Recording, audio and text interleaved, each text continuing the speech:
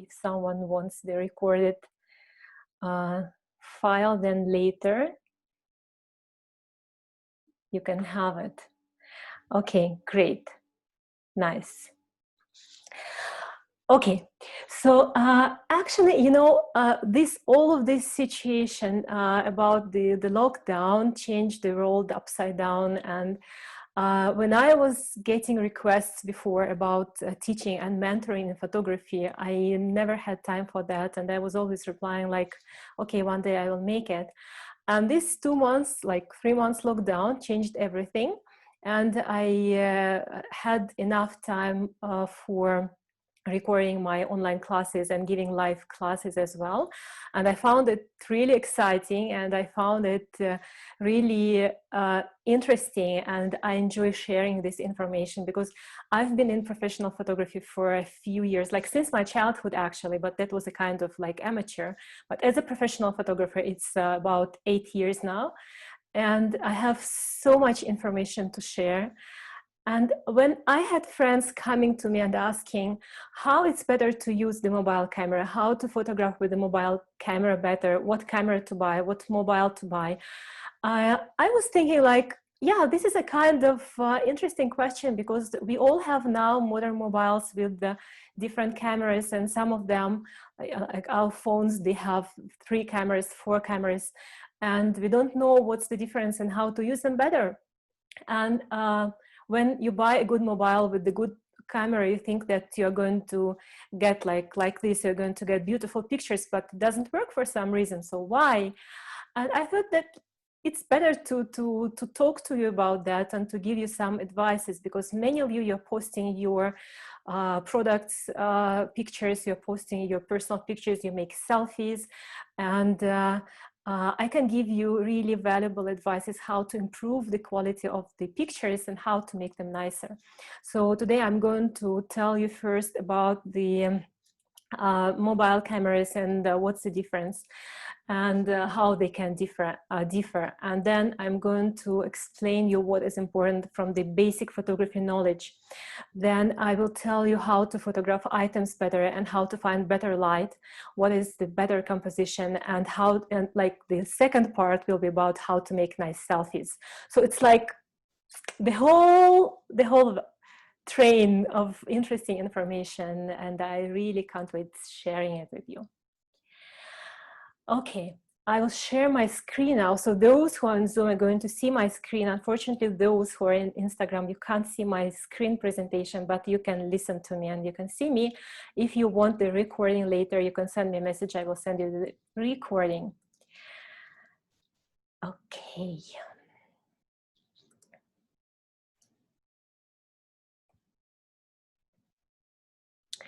Here, I will put the chat a little bit lower so you can still see me, and I can read the questions there. Okay.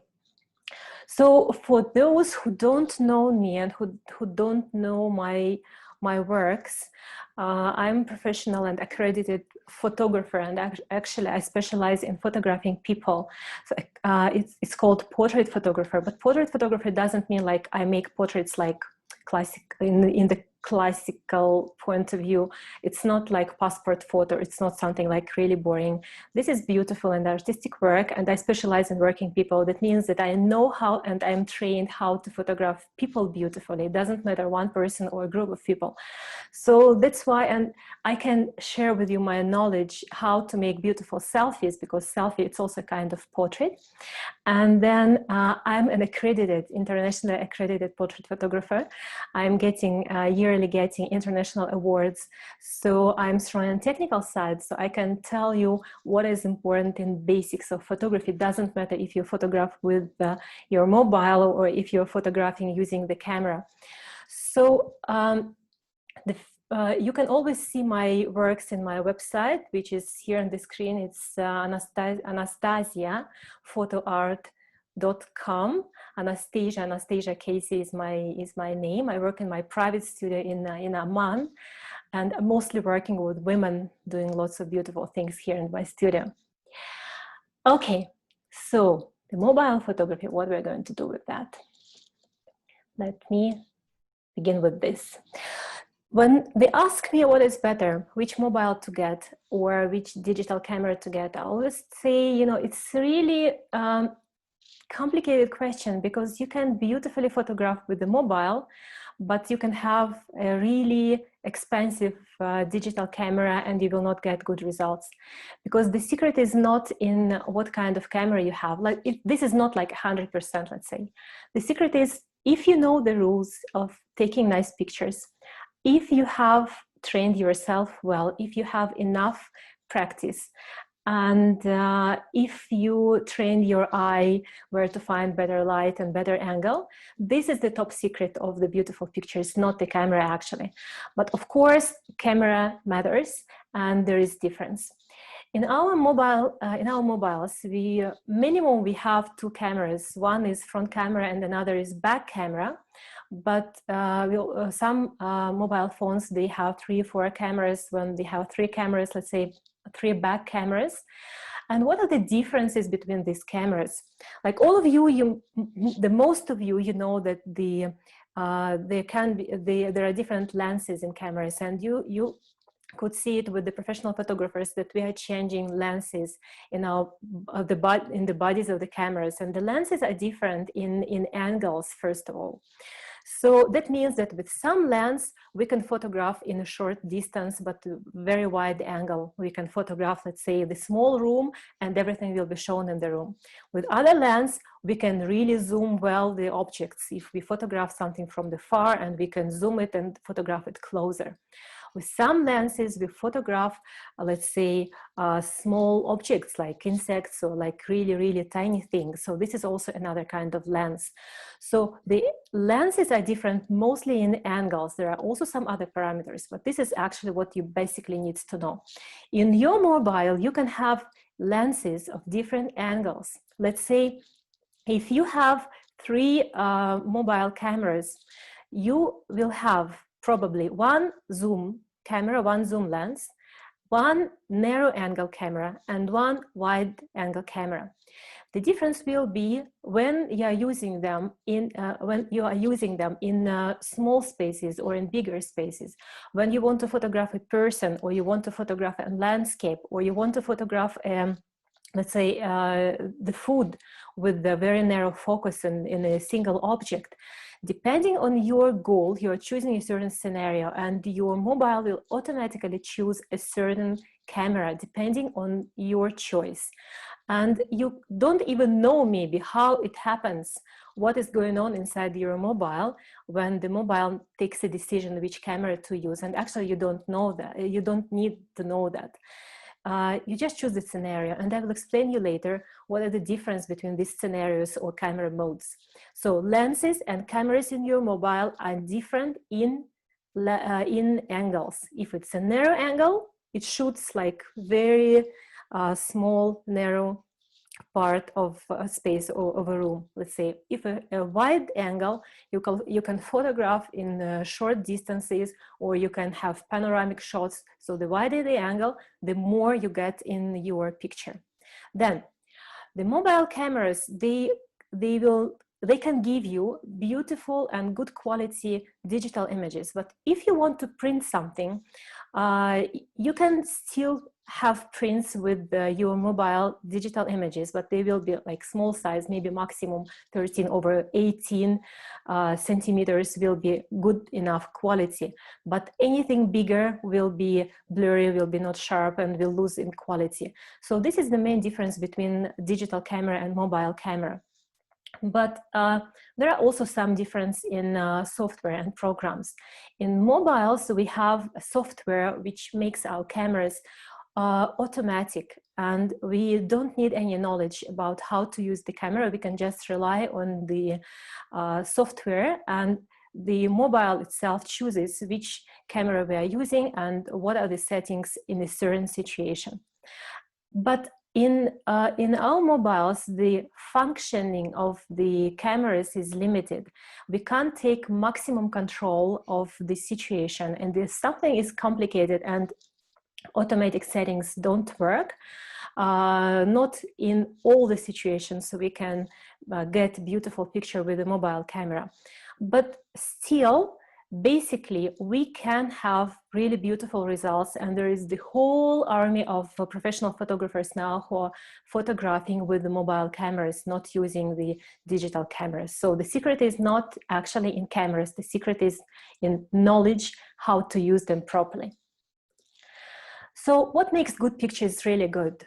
So when I'm asking my students, what is a good picture for you? They usually tell me, okay, so this is like sharpness and brightness and good contrast, good colors, nice composition. This is what we have in our minds when we are talking about beautiful pictures. But sometimes we are just not analyzing what is good here or what is not good in this picture, especially those who are not photographers. You don't know why this picture you like it, let's say, and why this picture you don't like it. You just look at it and you either, like your brain either accepts it as a nice one, or your brain is confused, like something's wrong and the picture is not nice and it's not interesting. It's like intuitive.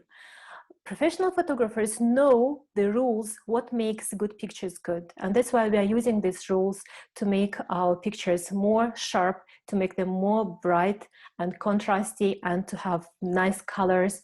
And we know the rules of the composition. And the majority of this work is done in the moment of taking pictures, not in Photoshop, as many of you might think.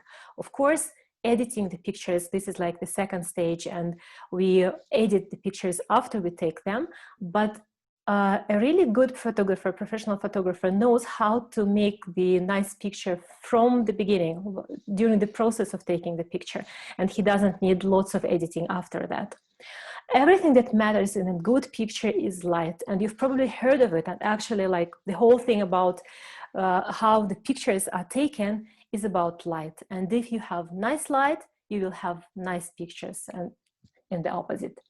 Here, I want to show you some examples of the pictures, those who are in Zoom and who can see my pictures here. I can show you these examples. These pictures are taken with the mobile. And I was using here the rules of light and good colors and contrast. And I was using different programs, built-in programs in my camera. So I can have some objects in focus, some out of focus, some brighter, some not as bright. So this is something that you can have using your mobile cameras only. Okay, let's talk a little bit about light. What is important about light? Most of you know that the best light for taking pictures is natural light. So when you're not well aware yet what kind of light is better to use inside, or what kind of artificial light is better to use, it's always the best and easiest thing to go with the natural light. Natural light can be used outside and inside as well. You can use it inside in your house when you have like daylight and the windows, but there are still some rules how to make it properly. So the light can be different in, we call it, in its type. We call it, it can be hard light or it can be soft light. The hard light, this is the one that gives you really bright white spots and really dark shadows. So it's like too much contrast, and sometimes you can't even see the texture of the things, or you can't even see the colors because the picture is too much bright. It's like overexposed. Or the hard light gives you like really harsh shadows, and the picture doesn't look nice when you have, let's say, panda eyes, shadows under the eyes. Or when you have a bright white spot on the nose of a person, or bright white spot somewhere on the body, it doesn't look nice. So the hard light is not the best one for taking nice pictures. So that's why photographers, we know that the light should be always soft. How to get the soft light, the soft natural light? If you're photographing outside, the best soft light is in a cloudy day, when the sky is covered with clouds, and actually the clouds become a huge diffuser that just diffuses the hard sunlight, and you get beautiful, beautiful light that comes down, and you can take like beautiful pictures. This is the best thing. The second thing, if you have bright day and no any clouds and you need photograph in, let's say, the midday or about the midday when the sun is the highest and the light is the brightest, you can use the shadowy place. You can go under the tree or behind the corner or somewhere with the shadow. The light will be much nicer than if you are photographing direct in the sunlight. Or wait till the afternoon when you have time, like 2 hours before the sunset, 1 hour before the sunset, when the angle of light will be not exactly from up, like the sun will go lower, the perfect angle will be around 45 degrees or less. So the light will be beautiful and it will give you like really nice image. I will show you how it works. Now you can see my, my face in the screen. It's lightened well enough. You can see, well, I don't have bright spots and I don't have like really dark parts in my face. Actually, what I have here, I have just this stand, the light here, and I will show how it works. It's not like, it's not turned directly to me, this light. It's, I have a white wall in front of me. And this light just gives light which is reflected from the white wall and turns back to me, and that's why I have it like diffused, I have it reflected, and that's really soft.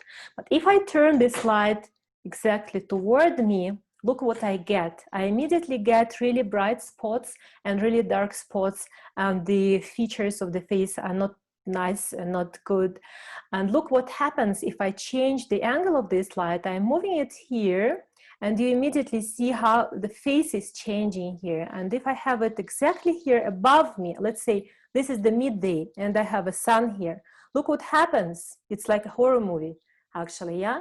So it's really harsh, the shadows, and it doesn't look nice. And look how different the face is when I'm changing. If it's too much bright from here, it's almost flat now, the face. And you see how light matters. It is really the most important thing that you have to know when you're taking pictures. So that's why the first rule is never using the bright light, direct light. It should be either diffused or reflected from somewhere. Or don't photograph outside when it's the bright day, bright time of the day.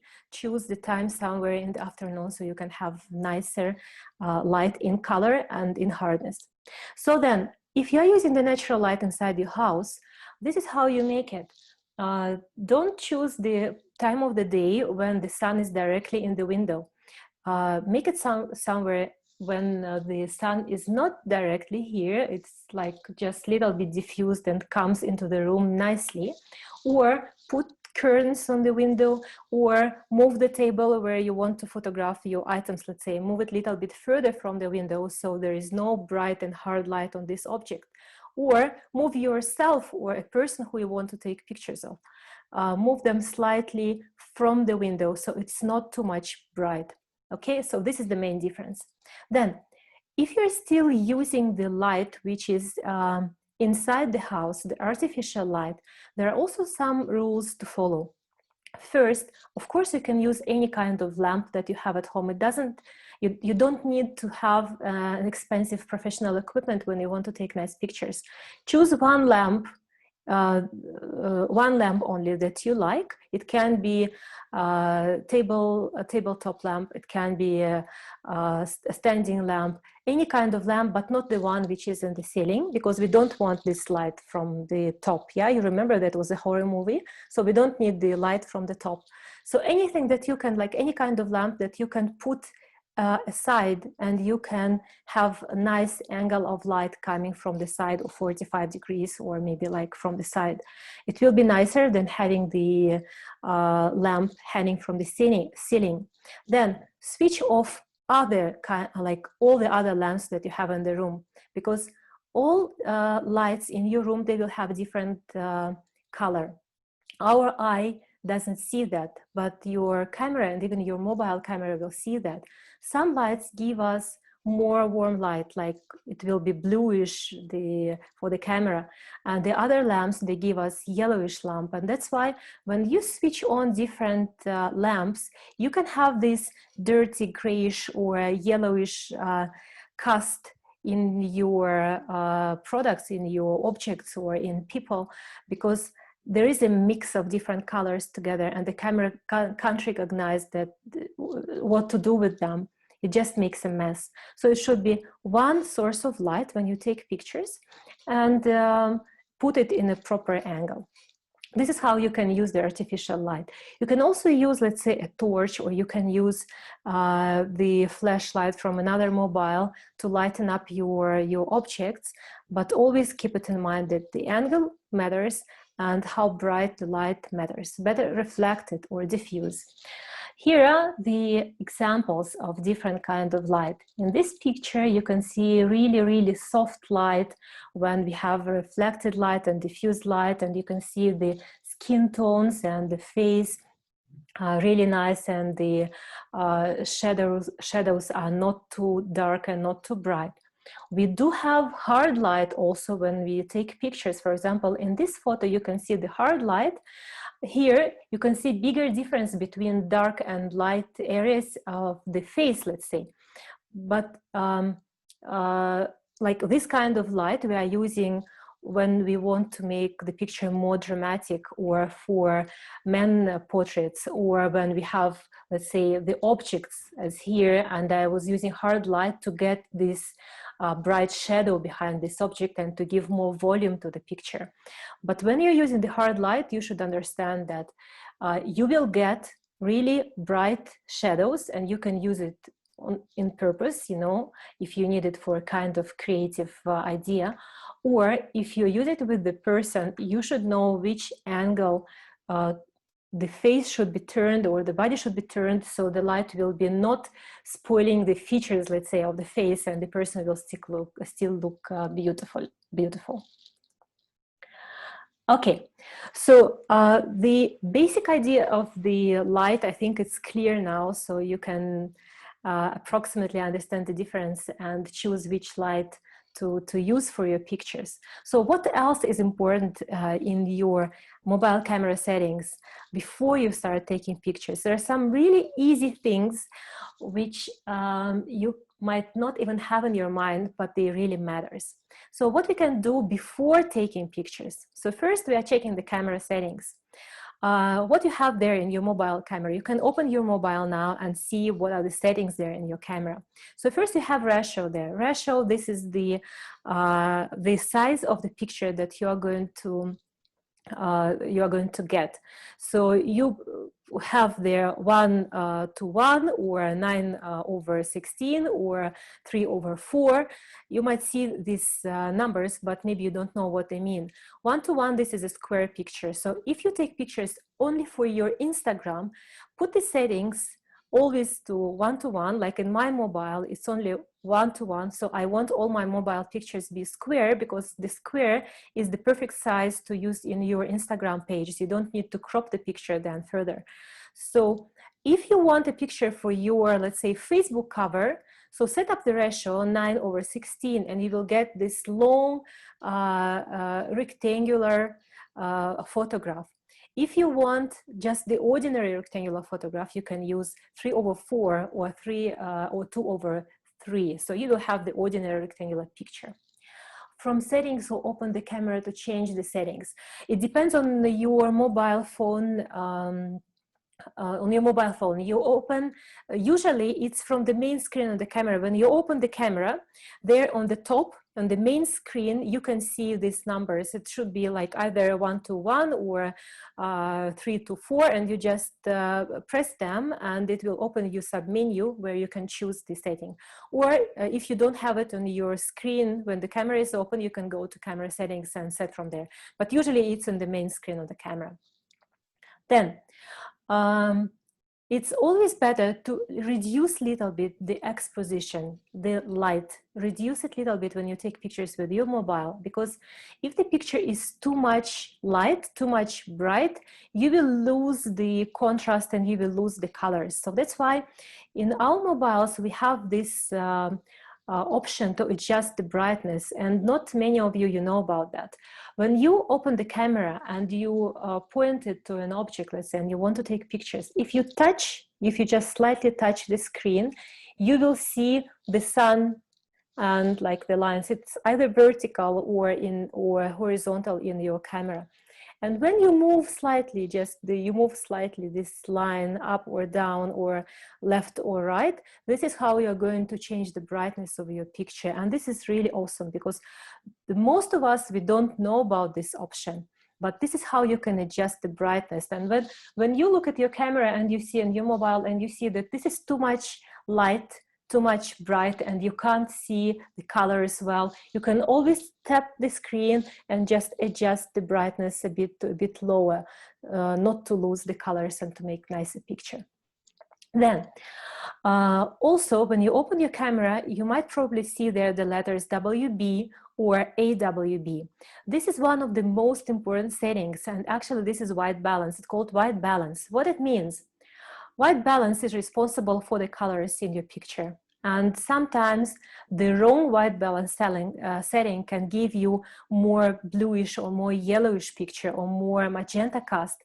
So that's why when you have automatic AWB setting, the camera is deciding what to do with the white color, like it chooses what the color setting is better for your picture, and you don't need to do anything. But if you have manual settings, you can change it. You can move, when you open the manual settings of white balance, you can make the picture more bluish, let's say, they call it cold colors, or more yellowish, they call it warm colors. So you can adjust the setting by moving this scale there for white balance, for regulating white balance. But you can also have the built-in automatic programs for white balance. They can be called shadow or daylight or lamp. If you have these automatic settings and you choose them, the camera adjusts the colors of your picture according to these settings and makes it more yellow or more magenta or more green or more blue. Okay? Then you can also have different modes, or you can have different camera scenarios in your mobile cameras. Some of them are called landscape, some called panorama, some called portrait, some called kids. Actually, these scenarios are responsible for choosing certain settings of your camera for better results in a certain situation. For example, you want to photograph kids. Kids are always moving fast, and you've probably noticed that when you take pictures of the kids, you often get blurry pictures. They are not sharp, yeah? Or when you want to take pictures at night, you definitely need to switch on the night mode, otherwise you can't see anything. But in night mode, you can see the objects. You don't know how it happens, but actually it happens because the camera adjusts the settings. And this is how you take nicer pictures. So don't ignore them. So when you have moving objects, let's say you photograph sport event or you photograph your kids running, choose the program which is made for fast-moving objects like sport or kids, and you will get much more sharp images with the nice colors. For example, if you want to photograph landscape, choose pano settings or panorama settings. And the camera, first, what you will mobile do. If you have several cameras in your mobile, when you choose panoramic, the mobile will choose first the lens, the camera, which is responsible for wide angle, as I told at the beginning. And this is how you will get nicer picture of a landscape. It will first change the camera which is used, then it will enhance the colors to make nicer colors for your landscape. And second, it will adjust the settings responsible for brightness.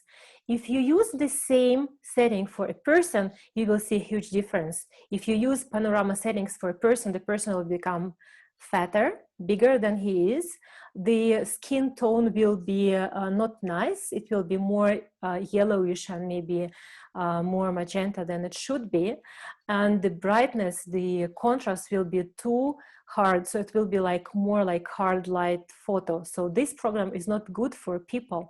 But let's say portrait, when you choose scenario portrait, this is what is perfect for taking pictures of a person. In this moment, your mobile immediately switches to the narrow angle camera, which can photograph a person nicely without huge distortion, so the person will not look bigger than he is, with nice skin tones, with the proper lighting.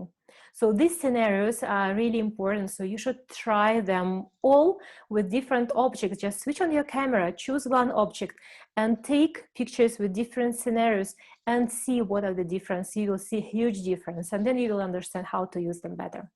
Then, flash off. This is my favorite thing that I always say. The flash is an evil, like any kind of flash. On camera flash that photographers are using, this is something that I avoid using. I really rarely use. And this is the same about the flash in the mobile, because flash, this is something that I showed at the beginning. This is this. Yeah, flash, this is a hard, bright, narrow and narrow light, which is like directly like which follows exactly in your face, like directly. It's not reflected, it's not diffused, and it will not give you nice pictures. You will have red eyes, you will have flat face, you will have all the spots on the face shown, you will have bright spots or too dark spots, or even the change of face features if you have the flash. So that's why it's better to switch it off. If you have not enough light in the room to take a picture with your mobile, switch it to the night mode, or choose the mode which will adjust your camera settings. It's always better than using the flash. Or find a lamp, find anything else, or ask someone with another mobile to give you some light from the far, from the side. It's always better than using the flash on the mobile, okay? You can, of course, still use flash, but just you will need more practice and more knowledge about how to use it properly to have nicer images. And then the majority of the mobiles, you have built-in filters. Usually when you open your camera, in the right top corner, you have either three circles, or you have a kind of picture of a magic magic wand. Yeah, so you can press it, and the camera will give you different filters that you can use while you're taking pictures. So from the beginning, actually, when you open your camera and you switch on the filter, you can see how the picture is changing. It can be boosting the colors, let's say, or it can be boosting brightness, or it can be make your pictures black and white, switching to black and white mode, or make your pictures more matted. So you can choose the style of this filter and actually use it from the beginning. So when you take a picture, you don't need any further editing, like any further actions with the photograph later. It will be already the way you want to get it. Then, this is like before we take a picture, we check all of these things. And then what we are doing during the process of taking pictures, there are also some interesting things. First, we are checking the background. What is it around? And this is what is more often met in the pictures, is not a proper background. I don't mean having the artificial background which photographers are using for nice pictures. I mean understanding that this is how our brain is work. Everything which is in the picture is supposed to be a part of it. When we are looking at the picture, it doesn't matter it's professional picture or it's the like mobile picture. When we look at the picture, our brain tries to analyze why all these objects are in the picture, why pieces of these objects are in the picture, and it tries to find connection between them. There should not be accidental things in the background. For example, if you take a picture of your kid, make sure that there is no garbage bin beside it, or there is no plastic bag on the floor, or there is no piece of chair somewhere in the corner, which is not supposed to be in a nice picture because it's not a part of this picture. Just move it. It's very easy to make. Remove the garbage. Turn the camera to another angle so you can see only your kid and something beautiful behind him without any destructive objects that will spoil your picture. Then also pay attention to the objects which are big and tall, let's say, which are behind the object, it's very commonly met even with the professional photographers.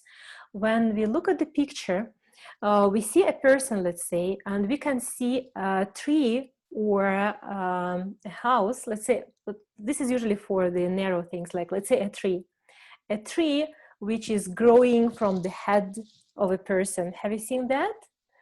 And actually our mind, when we look at the picture, we can't recognize fast that this is something like different objects.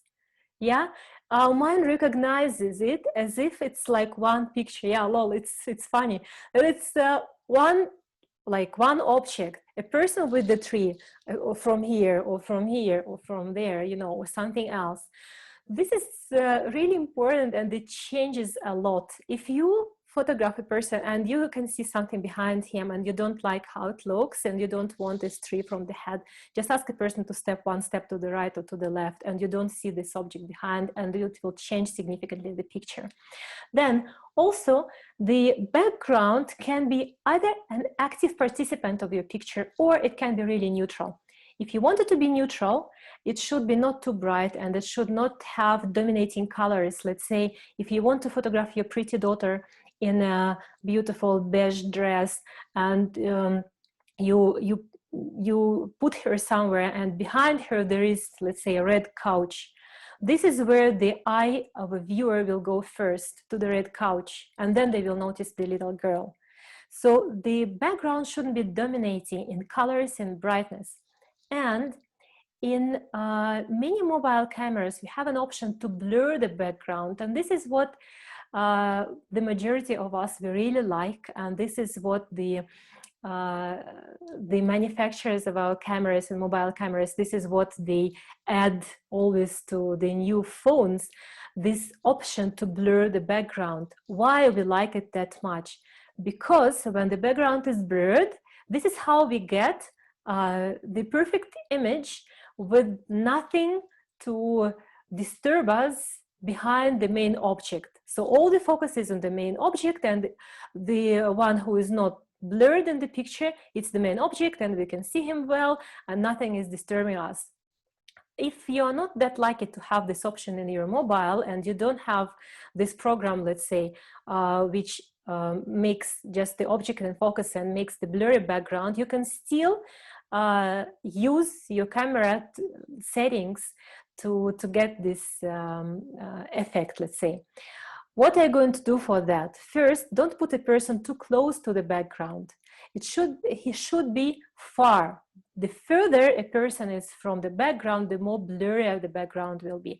So if you see a nice, let's say, tree with the flowers, and this tree is like blossom, the tree in blossom, and you want to take a picture, let's call it me and the tree, you put yourself or someone right beside the tree, and you take a picture, and you can clearly see both a person and a tree in the picture. So this is one variant, yeah?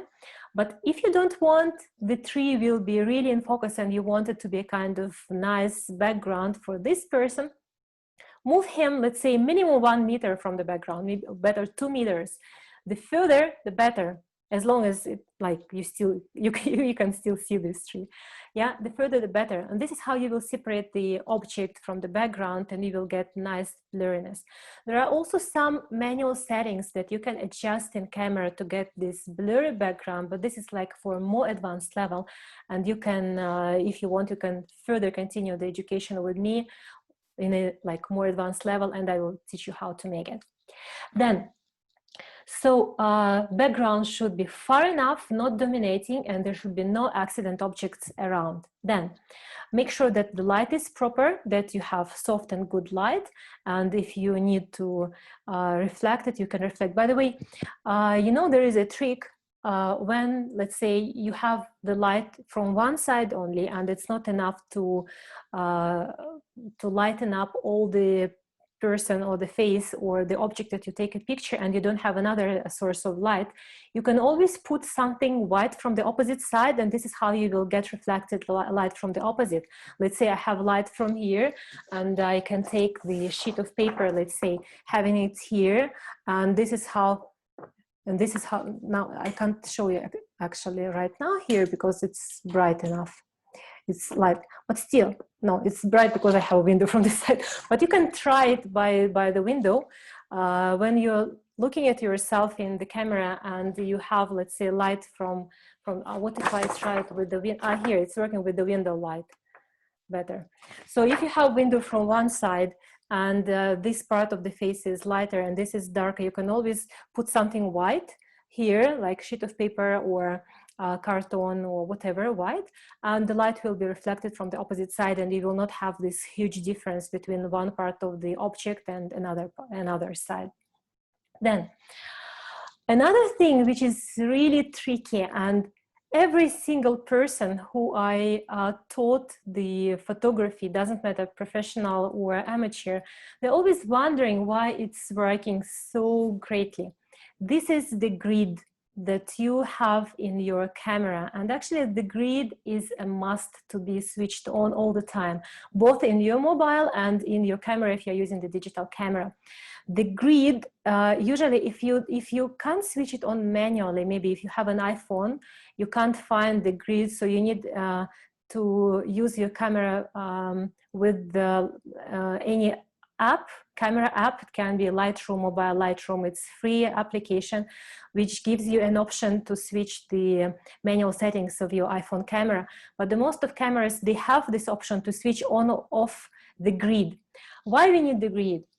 I always even have it on in my professional camera because the grid helps us first to straighten the horizontal and vertical lines, and second, to make the proper composition.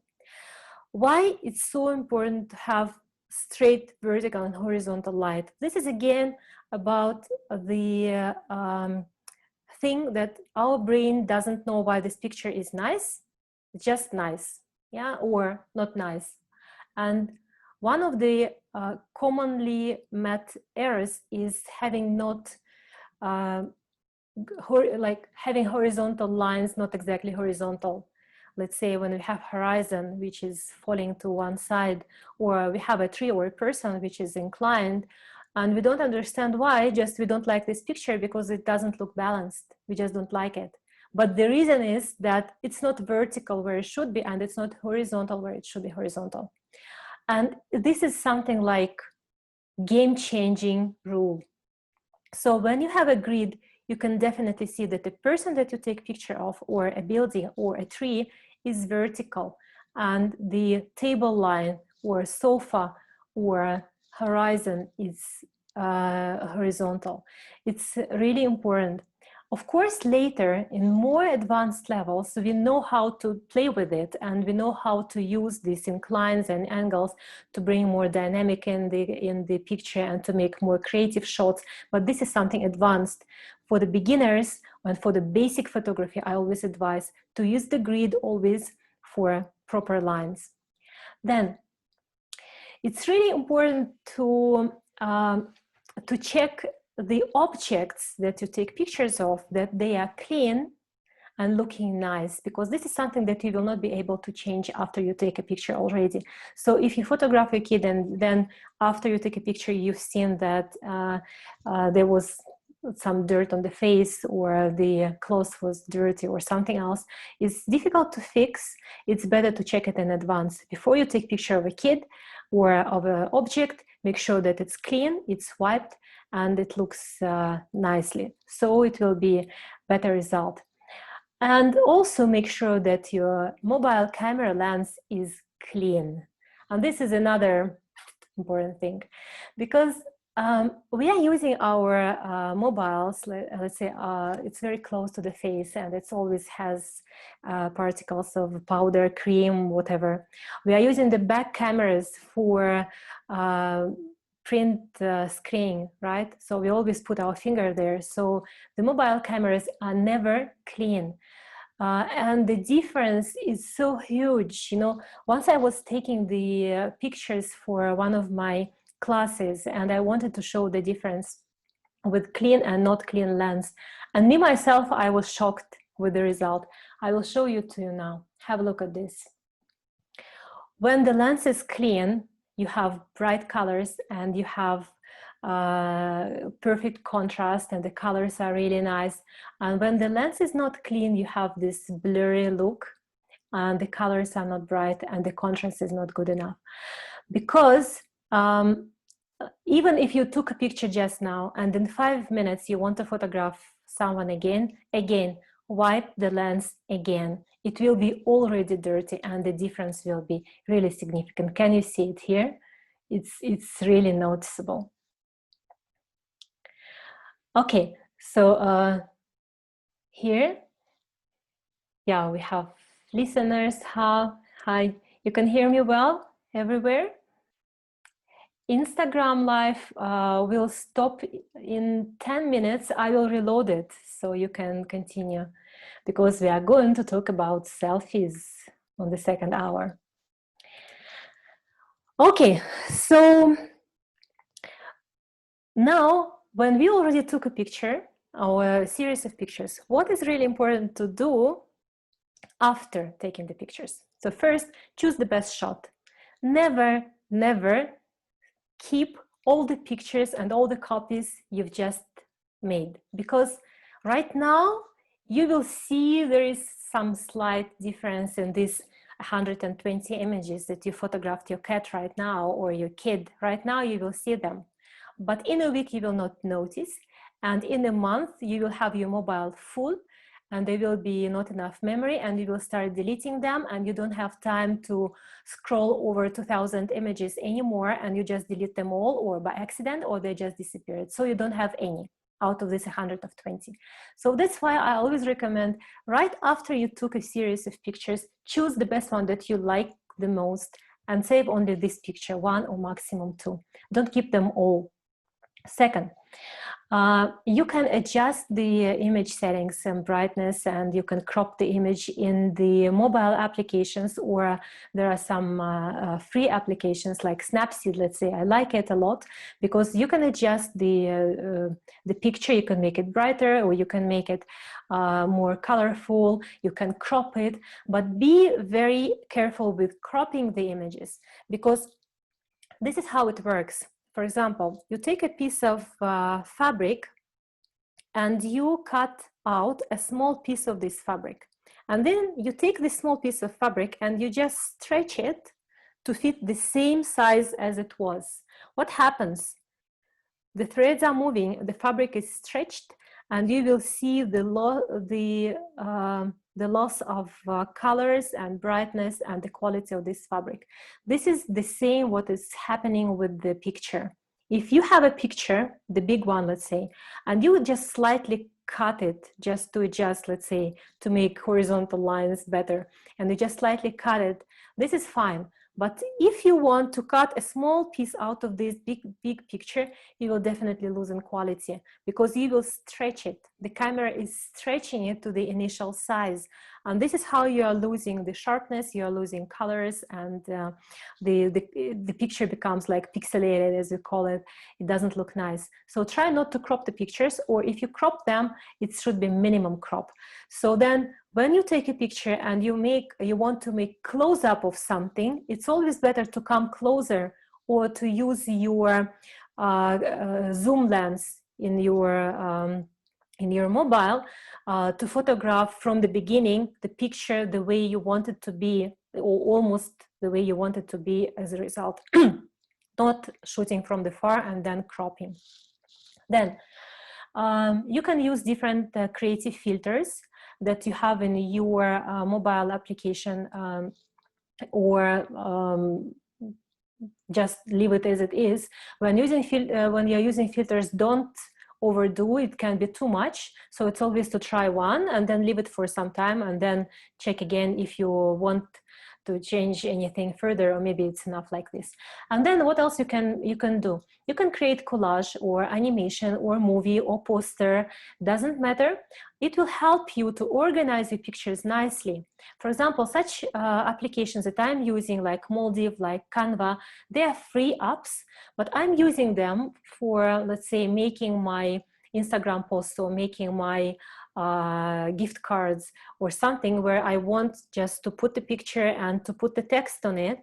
This is how you can easily make your greeting cards, let's say, when we have holidays and we keep on forwarding the same images from one to another, but you can make it really personalized when you take a picture by yourself and you photograph something nice, or you take a picture of your family or an object and you just put a text there, insert a text with the congratulations, and this greeting card will be more valuable than something that you can forward from someone else. And you can easily make it in Canva, in the application called Canva. Okay, so this is the general idea about the basics of photography and what is important for the photography. And I'm going to talk a bit about selfies now further. If you have questions right now to this moment, you can write the questions in the chats here and there, and I'll reply, and then I'll go to selfies. No questions here? No questions there? What about the real all settings, if you can make adjustments later?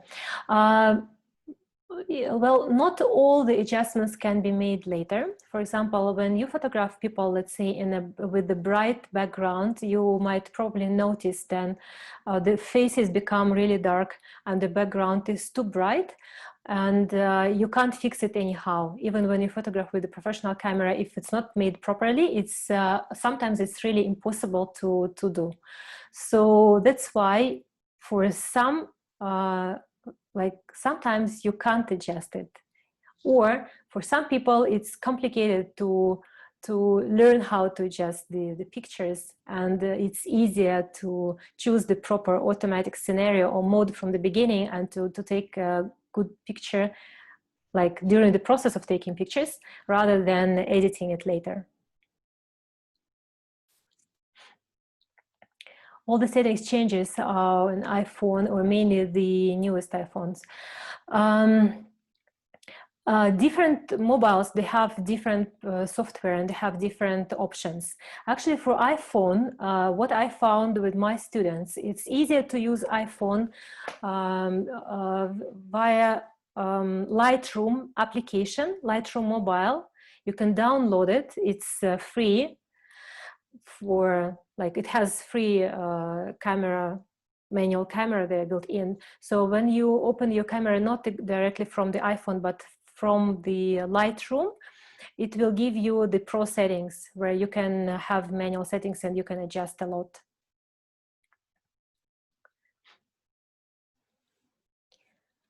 Okay, no more questions here?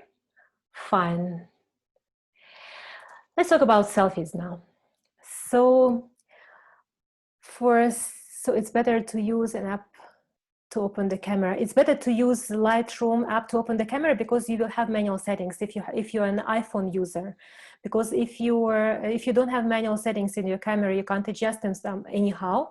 But if you open it through an app, you can adjust the settings manually there. Yeah. Yeah, iPhone, they don't tell. iPhone, I think they want just to take care of you, and they try to make as maximum automatic scenarios and modes there, and nice software to try to make let's say problem-free living for you and problem-free shooting for you. So they're offering you everything automatic. So, and it's not bad actually, like with the latest iPhones, the software and the automatic settings, they are really good. Almost in all the situations, you can have good results. Okay, when we're talking about selfies, the first thing that I want to start with is which camera to use. You all have selfie camera, which is front camera, and we have back camera. And actually the selfie camera has a certain software which helps us to immediately get this nice blurry skin, that we don't have wrinkles or freckles, and it's like really beautiful. We think it's beautiful, and we prefer taking pictures with selfies because some cameras even have software which can change the size of the eyes and lips and something. But this is something that you can use if you don't mind changing yourself. And if you can't recognize yourself then later in this selfie pictures, that's okay. But to me, I'm a portrait photographer and I really do care about people, how people look. And I believe that if you have certain features, they should be preserved in the picture, and the picture should not be changed to the point that you can't recognize yourself. And the plastic skin never looks really nice. Like you're not the doll, the skin should look beautiful and should look natural. And if you want to get nice skin tone, use nice light, beautiful soft light that I showed you at the beginning, better than the blurry filter that will make your skin look like a doll. And then your eyes will be not that sharp, or maybe too big, or something like not natural. That's why me personally, I don't like front cameras and I rarely use them. What I'm using for pictures, for what I recommend to use for selfie pictures is back camera, put on timer. Or you can also use the selfie camera, but also not holding it close to you, but putting it on timer, and you will get better results. So for this, you can use different tripods, or you can use holders, you can use just the ordinary chairs or ladders, whatever, where you can put the camera and you can switch on the timer. And actually they are really handy because you can have timer in your mobile, or you can use the remotes which help you to take pictures from the distance. Let's say you switch on your mobile camera, your selfie camera. Instagram listeners, we have 20 seconds left here in live. I will, as soon as it ends, I will go back live again so you can continue watching. Don't worry, okay? I will come back then. And I will not talk, I will not say anything. Okay, let me end it and let me restart it now. Okay, I'm sorry, just 1 minute, please. I will restart the Instagram. Right. Okay. Again. Here.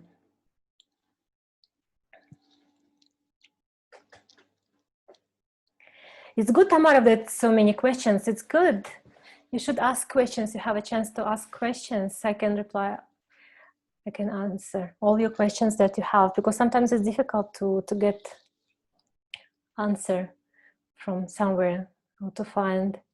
Okay, okay. Yes, yes, we are waiting. They're joining now. Okay, fine. So we continue talking about mobile photography, and now we are talking about selfies and nice selfies. So the main presentation is in Zoom, so you can't see my keynotes and you can't see my example, but you can still hear me, and I think it will anyway will be helpful to you. So when you are using the back camera or even the front camera for taking selfies, it's always better to put it on the stand. One of the reasons why it's better not holding it in your hands, because when you hold it too close to you, the camera lens can have different kinds of distortion, and you can see your head shape change or your face shape change and your body shape change, and this is too much close-up shot, and this is really difficult to find whether you hold the camera higher or you hold it lower for a better shot. But when you put it in the distance, it's different, and you can see immediately. What do you what if I'm so tall? What do you mean if you're so tall you can't take good pictures? No, it's fine. So put it on the chair and on timer, so don't hold it. Put it on the chair with the timer and go back, and you will be all in frame. Okay, so that's why I always say it's better to use the stand than hold it. Plus, there is a rule: everything which is closer to the camera will look much bigger than what is further from the camera. So when you hold the camera right in front of you here, you can have like really big head and very small lower part, or vice versa, or you can have big forehead and it will just not look nice. So that's why it's always better to put it a little bit further so you can cover the whole body if you want, or take a selfie, but it will be not distorted and it will look much nicer. Look at these examples here. I will show you this first. Oh no, this first. Yeah, because this is the illustration for the angles first. The first picture here, this is when I was holding the mobile camera from the side, and like as soon as it's like really close to me, you can see there is a kind of distortion, and this part of the body looks bigger because my hand is here and my shoulder is here, and it looks bigger and wider than it is. Then when I was holding it a bit from the far, it's not bad, and this is what we usually use for the mobile selfies, but still I'm not very happy with this result because the head here looks like really big and the lower part looks really small. And this is the opposite effect. When we have it low from down, we have this part bigger and this part slower. But here, this variant I like more because it looks like more creative shot, and I prefer this variant to this variant.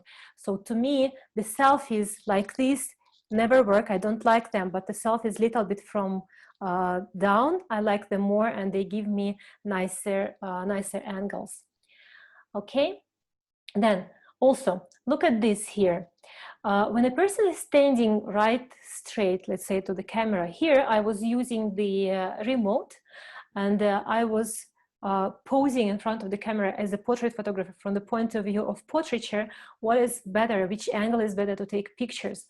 If I'm standing right straight here, you can see the shoulders are really wide, but as soon as I'm turning away slightly the shoulder away from the camera, the shape becomes much nicer and the body becomes slimmer. More to the side, more like shape we can see and slimmer a person will be. One side, another side, you can always experiment and find what is better for you. If we are making selfies and you have long hair, also pay attention what is the shape of your hair, because the hair is actually a frame for the face, and you can intentionally frame your face with your hair, putting it somewhere on the shoulders and photographing it this way, so you can have nice and beautiful frame for your face. And this is how you can make different selfies. Look, the same shots here, here and here, and just the angle posing is different and the placement of hair is different, and they look really different, these pictures. And here, full height portraits and pictures that I've taken with the remote. I just put my camera on timer and I could photograph from the far, like full body. Here, also same rule. When you photograph a person and the person is standing right straight in the camera, look how shapeless and wide the body is. And this is what we portrait photographers, we know that when we want to shape a person, we need to move a person, we need to move legs, we need to move shoulders, we need to move hands. And here in the second picture, you can see significant difference when I can just move the hips and I can move the shoulders and I can change the position of the hands, and you can immediately see how different the person looks and how different the shape is. Then, again about light. When I was talking about light at the beginning, I explained you the difference between hard light and soft light, and this is the same principle for taking selfies. In these two first pictures, you can see the soft light, and this light is from behind, and I like this kind of light. It's called backlight, when we have this beautiful hair, like lightened hair, and it looks like there is sun from behind. This light is really nice, but a bit tricky. If you have if you know how to adjust your camera settings in manual, so you will not get really dark face, you can use this trick. Or if you have the built-in software, like in your iPhone, you have the program, the camera mode, which is called backlight. This is where you can use it to get nice, beautiful light on your hair and not dark face. Because if you use it without this software, you will get it, it will come this way. So you will still have some backlight on the hair, but the face will be really dark. Okay, then here I showed how you can get soft light from the window when you just take the curtain and you just strap it around you, and it becomes immediately not only your background separating the whole house from you. Yeah, you can't see what is behind me, but it also diffuses the light from the window, and the light becomes really soft, and the face is in the face has nice skin tone, and there are no harsh shadows here. But you can also use hard light to get some creative effects, like here, for example. When I was using the flashlight and holding it from the side and just put a piece of lace or whatever, anything that changes the, that gives you the design, that gives you the shape of light and the objects you can experiment. You can take a piece of lace and just hold the flashlight or another mobile light on and see what design you will get, and just it can be anything, any texture with the anything with the holes. You can even take a piece of paper and just make holes in it, and put a person there and hold it this way with hard light, and you will get beautiful designs similar to this one. Then what is in the background is matters. And in the beginning, I was talking to you about the background. And when we are talking about selfies, this is even more important than for the ordinary pictures, because when we make a selfie, we really pay attention to what we have around. But actually the background, unfortunately, my mobile is going to die soon, and I will have to end my life in Instagram, but the recording will be available later. If you want to get the recording, just message me there in Instagram, and you can always find my classes and recordings. Just wait, I will write down my website here, so you can find the recordings, and my classes will be there soon. Just a minute.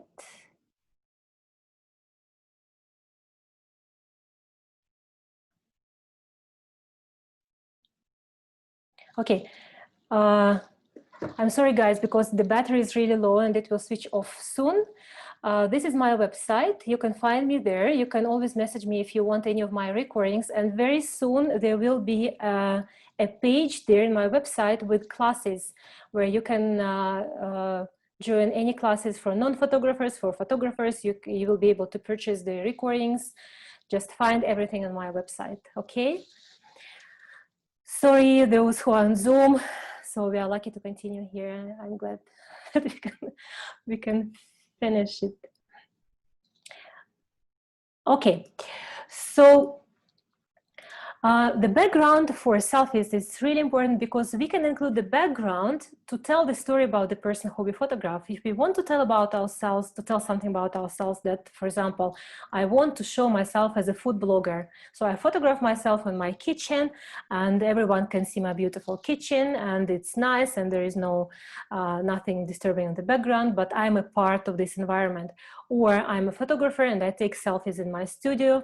Like now you can see one of the rooms of my studio, so you can see my works there in the background. You can see my works there, so you can see my studio wardrobe. So the background can be an active participant of your selfies, and this is how you can show people what is your selfie about. So it's not only about, it can be not only about new haircut or new hairstyle, right? So it can tell a story. And at the same time, the background, which is not appropriate, let's say, for taking selfies, will spoil everything and will spoil all the impression about you.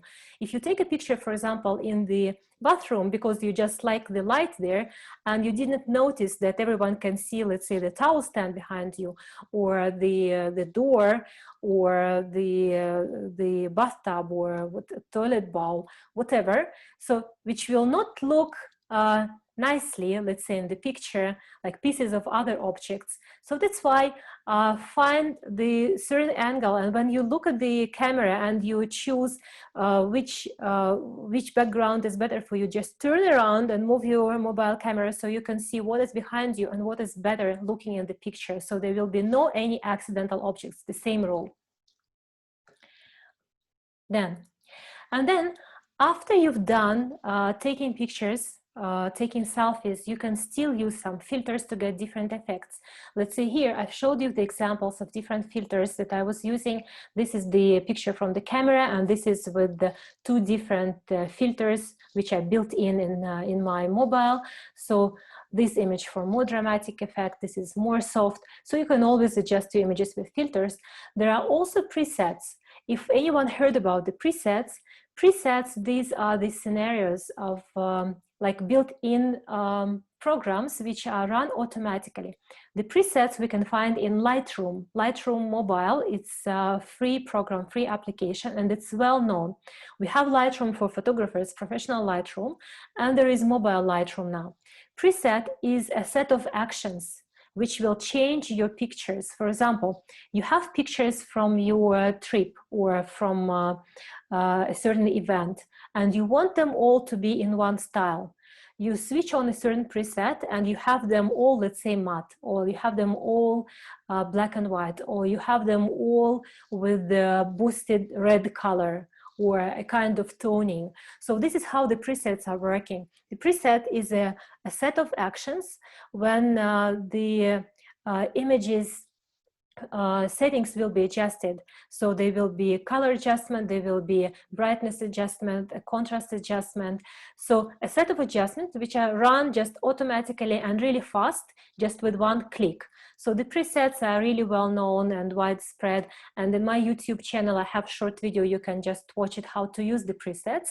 And me personally, I use some presets for my mobile pictures. They are about like $5 a set or $10. You can find them a lot on the internet, and they are easy to set up and to use, and it will help especially those who have their professional Instagram pages and they want them to look all in one style and in one colors. They can use these presets for styling their images.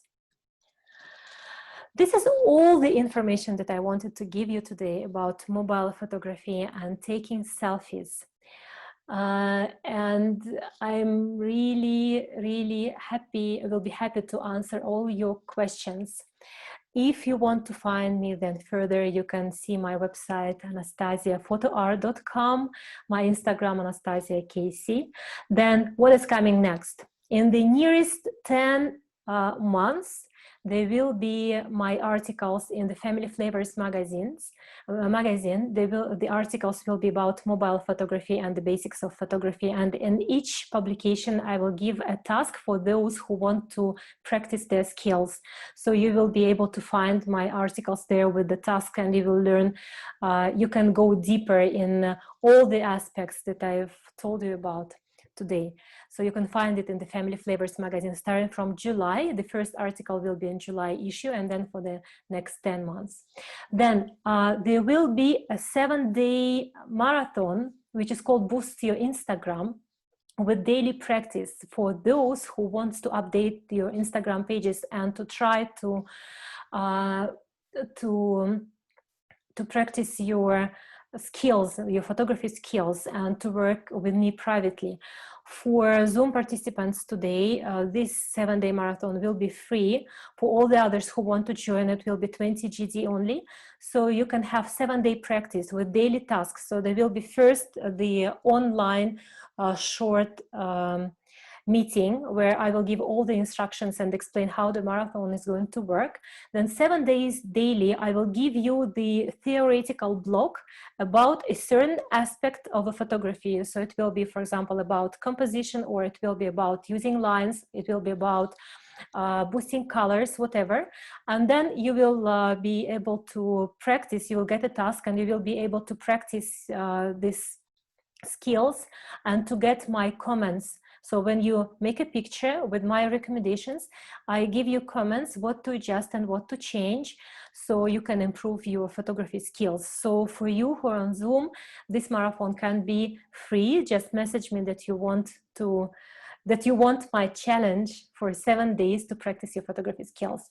And then I'm also starting the professional photographers courses, and the first one will be beginner photographer bootcamp for 2 days, online and offline training in a group for those who want to go to photography professionally and deeply. So I will explain what is it like, everything in photography, how the photography business is working, what we can do in manual settings, how to have more control over your digital cameras if you are photographing with digital cameras, composition, light, colors, styling, photo shoots, offline work in my studio with models, how it works like the real time photo shoot, and then editing.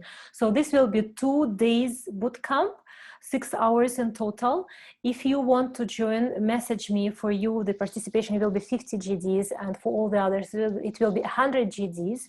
I'm planning it somewhere at the end of July or August. So the information will be in my website. Okay, so if you have any questions, you can always message me on WhatsApp and Facebook and email, like anywhere you can find me. Now the questions. Is it possible to take selfie at the image in the mirror? Light will be softer. In the mirror, look, yeah, in the mirror, of course, you can take pictures, but mirror will not give you softer light. Actually, mirror will give you a hard light, but it will be not as hard as if it's direct, but still it will be hard. And the mirror is tricky because you can't hide your mobile. Usually you can see the mobile when you're taking pictures in the mirror. So that's why it's better if you look at yourself in the mirror and you like yourself right away, you want to take a picture of yourself, switch on the selfie camera and put it on timer and just place your phone under the mirror or by the mirror, and you will get absolutely the same shot as you could get in the mirror, but it will be without mobile, without you holding the mobile in your hands. So it will be nicer. I'll switch off now this one, the presentation. I'll just, well, I will leave my website here if someone wants to find my website here. Welcome. Time to time was losing you as Bluetooth position. Maybe, yeah, it can be, of course, the issue with the connection. So there will be a recording, and I will send you, if you want the link for the recording, so I will send you the link. Just message me that you want the link, and I will send you the recording so you can watch it again.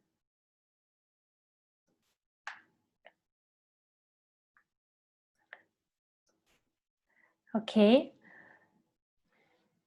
No other questions? Yes, message me, please. I will send you the file. I will upload the recording today, hopefully, and I will just send you the link. Yeah, you're very welcome. I know that sometimes it's really hard to keep it all in your mind and to practice, but if you really want to understand it better and to get like good skills, come to my 7-day marathon. It's free for you. I will just give you daily tasks and you will practice as soon as you have time. It's not in group, so it's private. So just you message me that you want to participate in marathon, and I will send you the tasks daily, because actually usually the first meeting when I have for those who participate in marathon, the first meeting is about the basics of photography, and you already had this information today, so you don't need the basics now, but you will get from me the daily tasks with the short texts, how to complete them in a better way. And what I had as a result in my groups, I had several groups already in this marathon before, and the girls, they had like huge changes in their mobile photos, and they really liked the idea of keeping in mind all the rules and using them practically. Figure out the settings to move forward to practice. Yeah.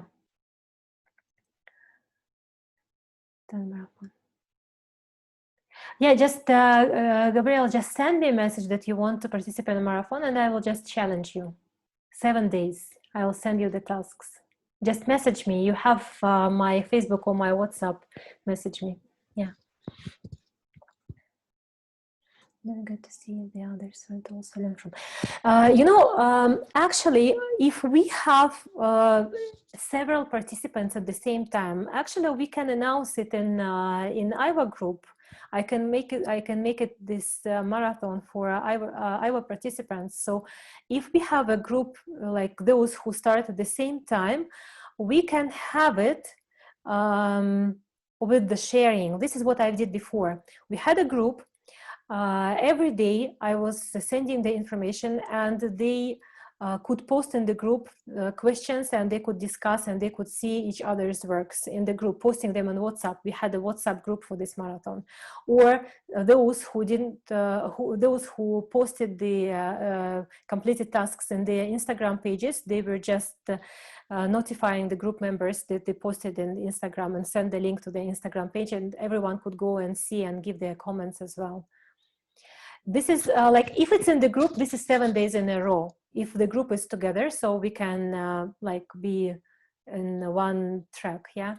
But if it's individual, it doesn't matter. So you can make it 7 days, or you can make it like, doesn't matter. Just every next task comes to you only when you completed the previous one, because if you didn't make the previous one, you can't, it will be difficult for you to understand the next one. They are connected. So if you're doing this marathon in your own pace, so I can give you the task, you complete it. Even if you complete it in a week, you send it to me back, and I will send you the next one. So it's in WhatsApp. To be able to collaborate, and we see other examples. When you think you will do the 7 days, where I want to make sure that I can commit. So let's discuss it. So I can post this initiative in the Iowa group that I invite for the 7-day marathon. We can actually start tomorrow. Those who didn't listen to this class from Iowa group, I can post also the link for recording, so they can watch it, and it will be easier for them to join also. Yeah, I didn't miss anything here. Also learn from, yeah.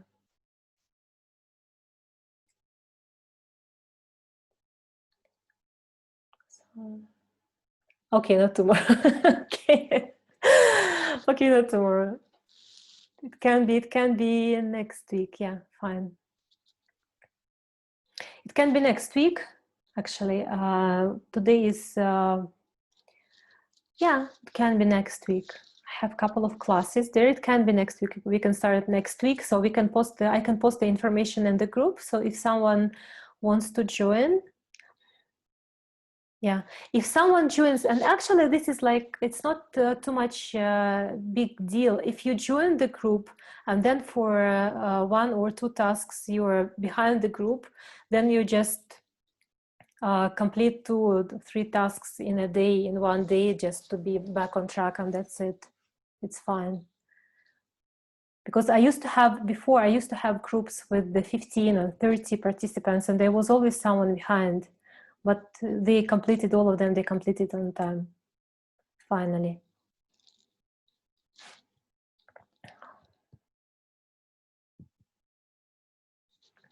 Yeah, welcome.